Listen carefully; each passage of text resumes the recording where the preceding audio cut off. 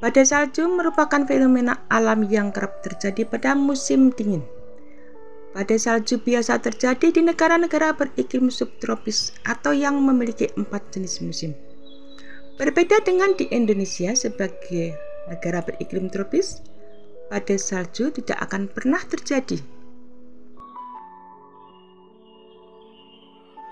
Meski demikian, informasi tentang badai salju tetap perlu diketahui. Hal ini sebagai pengetahuan dasar masyarakat tentang apa itu badai salju, jenis-jenis penyebab dan dampaknya.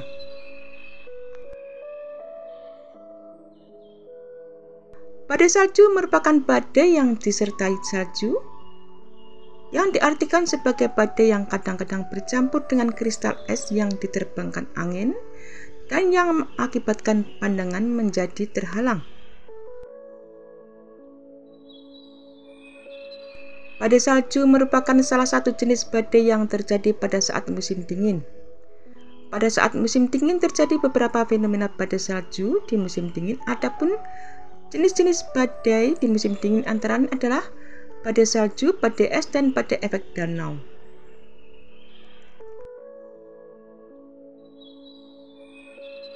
Badai salju sendiri ada dua macam, yaitu snowstorm adalah badai salju yang ditandai dengan hujan salju yang singkat dan intens disertai dengan angin kencang.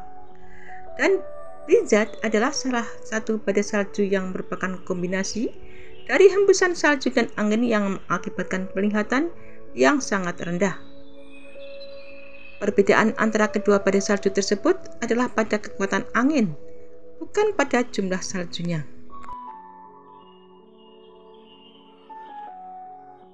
Bagaimana badai salju di musim dingin bisa terjadi?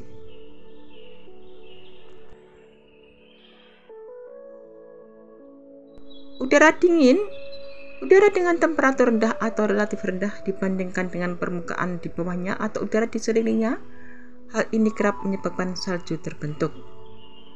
Dan daya angkat atau sesuatu yang meningkatkan udara lembab untuk membentuk awan dan menyebabkan curah hujan. Contohnya ketika udara hangat yang bertabrakan dengan udara dingin, maka akan terbentuk salju. Serta kelembaban bisa membentuk awan dan curah hujan.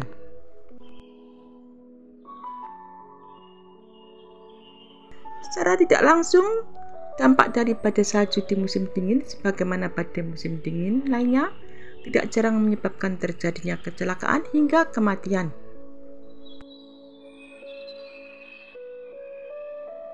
Beberapa dampak badai salju bagi manusia antara lain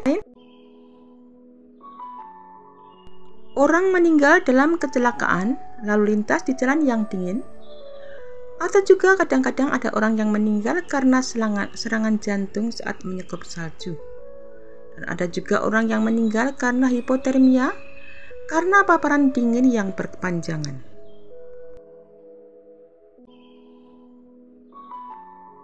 Badai musim dingin yang besar dapat menyebabkan kerusakan yang sama besarnya dengan badai topan.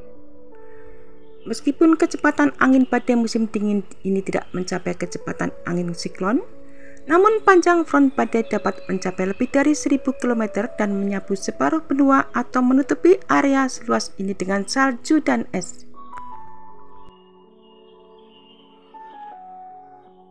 Kerugian akibat badai musim dingin terutama berasal dari kerusakan bangunan, kendaraan, dan infrastruktur dengan kecepatan angin yang seringkali melebihi 160 km per jam.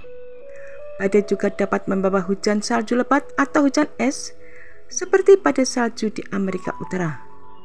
Kerugian akibat gangguan bisnis juga meningkat, misalnya ketika kerusakan akibat badai atau salju dan es dalam jumlah besar melumpuhkan infrastruktur.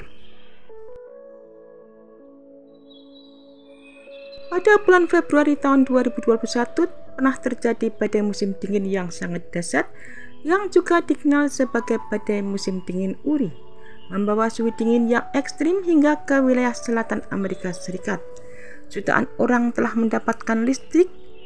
Jutaan orang tidak mendapatkan listrik dalam waktu yang lama sehingga pipa-pipa air di banyak gedung membeku dan kemudian pecah. Dengan kerugian total sekitar US$30 miliar, Badai ini merupakan badai musim dingin termahal di dunia hingga saat ini. Sekitar setengah dari kerugian tersebut diasuransikan.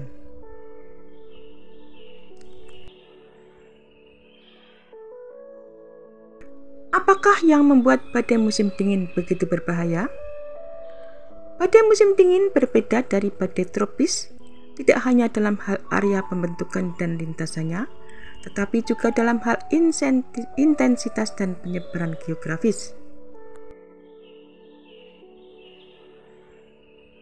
Badai musim dingin terbentuk di zona transisi antara zona iklim subtropis dan kutub.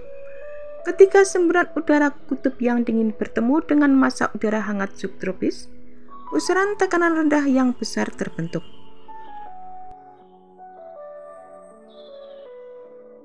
Badai terkuat terjadi pada akhir musim gugur dan musim dingin, ketika lautan masih hangat tetapi udara kutub sudah dingin. Oleh karena itu disebut badai musim dingin. Kecepatan angin maksimum adalah 140 hingga 200 km per jam, jauh lebih rendah daripada siklon tropis yang parah. Namun kecepatan yang jauh melebihi 250 km per jam mungkin terjadi di lokasi pesisir yang terbuka dan di pegunungan yang lebih tinggi. Medan angin dapat mencapai lebar 2000 km sehingga jumlah kerugian yang sangat besar dapat terjadi dari sejumlah besar kerugian kecil. Badai es dan salju adalah jenis badai musim dingin lainnya. Badai ini dapat menimbulkan kerusakan melalui tekanan es atau salju dengan cara yang sama seperti badai ekstratropis lainnya. Tetapi kerusakan akibat badai ini terutama berasal dari kecepatan angin yang tinggi. Badai salju yang parah di pantai timur laut AS dan Kanada yang disebut sebagai badai nor'easter dapat sangat merusak.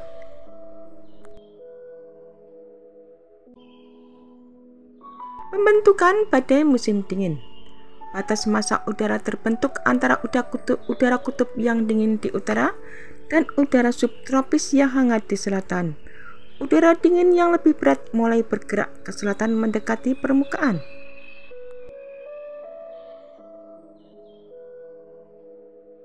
Pada saat yang sama, udara hangat bergerak ke utara pada tingkat yang lebih tinggi sehingga tekanan di pusat turbulensi turun.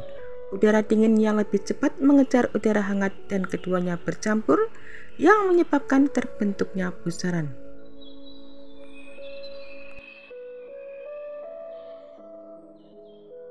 Banyaknya klaim yang disertai dengan jumlah kerugian rata-rata individu yang relatif moderat berarti bahwa pencegahan memegang peranan penting dalam mengurangi beban kerugian.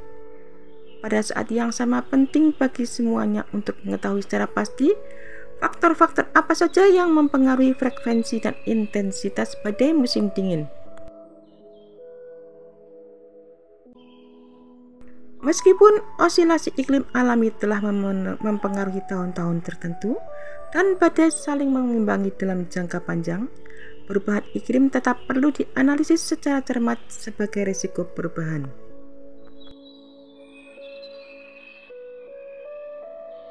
Studi perubahan iklim menawarkan proyeksi yang kontras mengenai jumlah badai musim dingin.